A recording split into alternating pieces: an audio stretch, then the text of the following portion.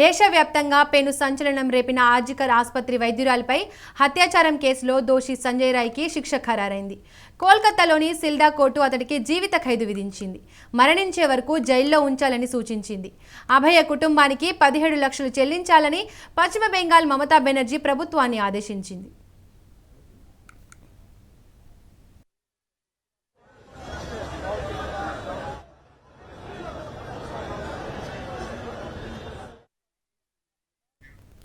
అయితే సిల్డా కోర్టు తీర్పుపై అభయ తల్లిదండ్రులు కోర్టు హాలులో ఆందోళన చేపట్టారు. నిందితుడికి ఉరిశిక్ష విధించాలని డిమాండ్ చేశారు. కానీ సిల్డా కోర్టు మాత్రం సిబిఐ విజ్ఞప్తికి తూసిపుచ్చింది. సంజయ్ రాయ్కు జీవిత ఖైదు విధించింది.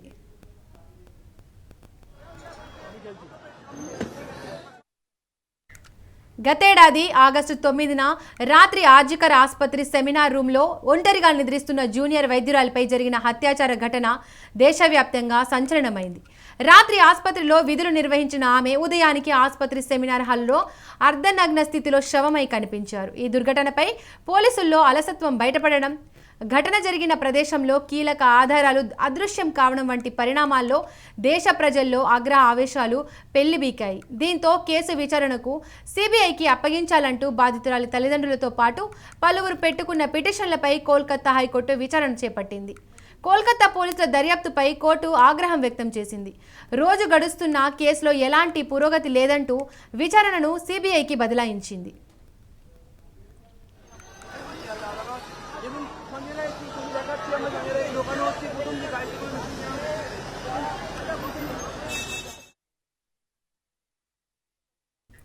పశ్చిమ బెంగాల్ హైకోర్టు ఆదేశాల మేరకు ఈ కేసును కోల్కతా పోలీసుల నుండి సిబిఐ విచారించింది. ప్రధాన నిందితుడు సంజయ్ రాయ్ పేరును మాత్రమే ఛార్జిషీట్లో చేర్చింది. ఆసుపత్రి ఆవరణలోని సీసీటీవీలో నమోదైన దృశ్యాల ఆధారంగా సంజయ్ను ఆగస్టు 10న కోల్కతా పోలీసులు అరెస్టు చేశారు.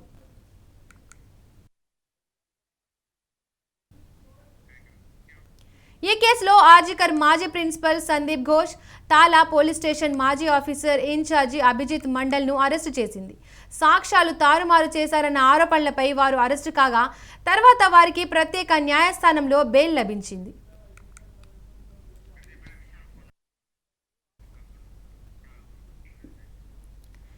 ఈ అంశంపై మరిన్ని అప్డేట్స్ మా కరెస్పాండెంట్ విశాల్ అందిస్తారు. విశాల్ చెప్పండి.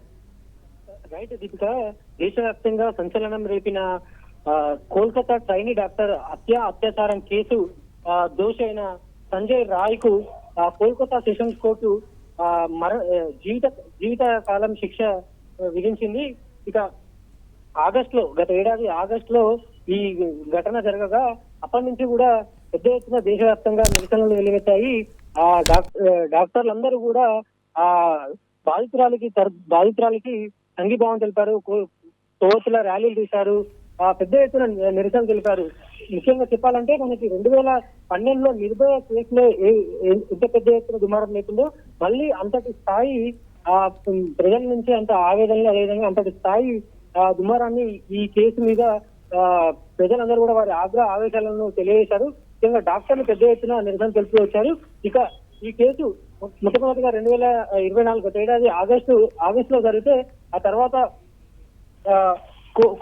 హైకోర్టు ఆదేశాల మేరకు ఆ కేసుని సిబిఐకి అప్పగించింది. సిబిఐ దర్యాప్తు చేసి అందులో సరైన ఆధారాలతో, ముఖ్యంగా ఈ కేసులో ఫోరెన్సిక్ అదేవిధంగా డిఎన్ఏ ఈ రెండు రిపోర్ట్లని ఈరోజు కోల్కతా సెషన్ కోర్టులో ప్రవేశపెట్టడం ద్వారా దోషికి శిక్ష పడడంలో ఎంతో ఉపయోగకరంగా, ఎంతో ముఖ్యంగా ఈ రెండు రిపోర్ట్లను మనం చెప్పుకోవచ్చు.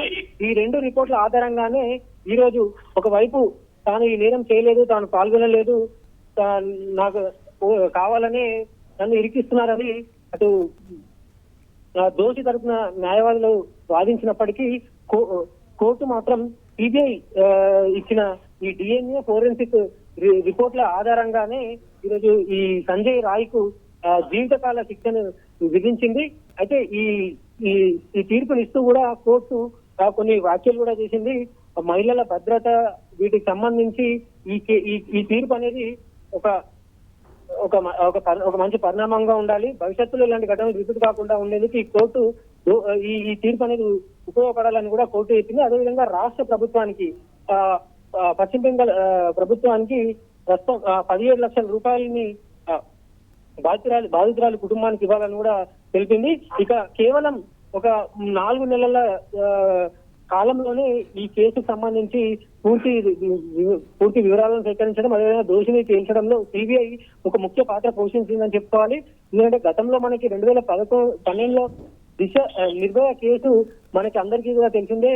ఆ కేసు 7 ఏళ్ల తర్వాత అందులో ఉన్న దోషులకి శిక్ష పడింది. సాధారణంగా సంచలనాత్మక కేసులు జరిగినప్పుడు విచారణ పేరు మీద ఎన్నో సంవత్సరాలు గడిచిపోతుంటాయి. కానీ ఈ పర్టికులర్ కేసులో మాత్రం చాలా తక్కువ గ్యాప్ లోనే, అంటే ఘటన జరిగిన కొన్ని నెలల్లోనే, ఒక 5 నెలల లోపట్నే ఈ కేసు అనేది ఈ కేసులో తీర్పు రావడం, ఆ తీర్పును కూడా అందరూ స్వాగతిస్తున్నారు.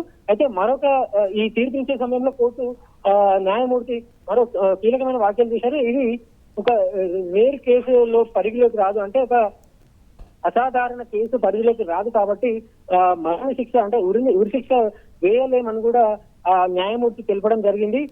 అయినప్పటికీ ట్రైనీ డాక్టర్ హత్య కేసులో దోషికి శిక్ష ఖరారు కావడం, చాలా తక్కువ సమయంలోనే తీర్పు రావడం, వీటన్నిటి పట్ల కూడా దేశవ్యాప్తంగా అటు డాక్టర్ల నుంచి అదేవిధంగా ప్రజల నుంచి కూడా ఒక మంచి స్పందన వస్తుంది. ఇట్లాంటి ఘటనలు పునరావృతం కావద్దని కూడా కోర్టు తెలిసింది.